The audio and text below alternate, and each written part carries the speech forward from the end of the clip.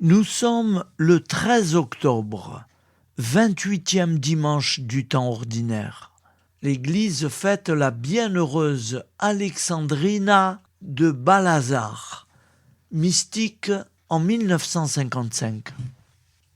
Lecture du Saint-Évangile de Jésus-Christ, selon saint Marc, 10,17-30.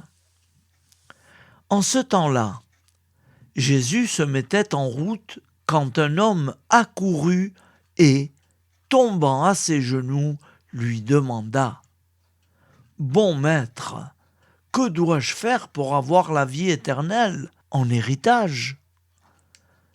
Jésus lui dit « Pourquoi dire que je suis bon ? Personne n'est bon, sinon Dieu seul. Tu connais les commandements. Ne commets pas de meurtre. Ne commets pas d'adultère.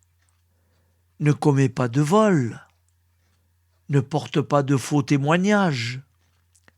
Ne fais pas de tort à personne.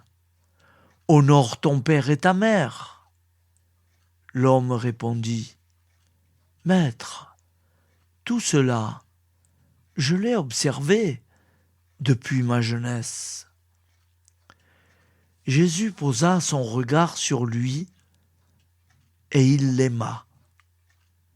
Il lui dit « Une seule chose te manque. Va, vends tout ce que tu as et donne-le aux pauvres.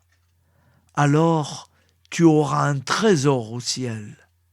Puis viens, suis-moi. » Mais lui, à ces mots, devint sombre et s'en alla tout triste, car il avait de grands biens.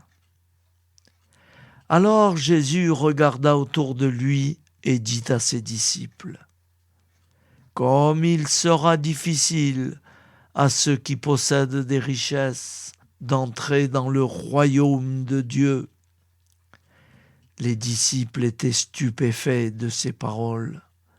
Jésus, reprenant la parole, leur dit « Mes enfants, comme il est difficile d'entrer dans le royaume de Dieu, il est plus facile à un chameau de passer par le trou d'une aiguille qu'à un riche d'entrer dans le royaume de Dieu. » De plus en plus déconcertés, les disciples se demandaient entre eux « Mais alors, qui peut être sauvé ?»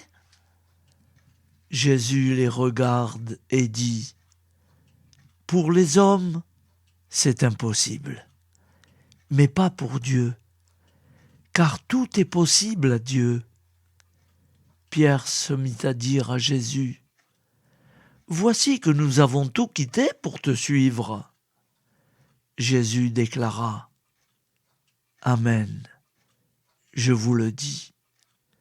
Nul n'aura quitté à cause de moi et de l'Évangile une maison, des frères, des sœurs, une mère, un père, des enfants ou une terre, sans qu'il reçoive en ce temps déjà le centuple. Maison, frères, sœurs, mères, enfants et terres, avec des persécutions, et, dans le monde à venir, la vie éternelle. Acclamons la parole de Dieu. Louange à toi, Seigneur Jésus.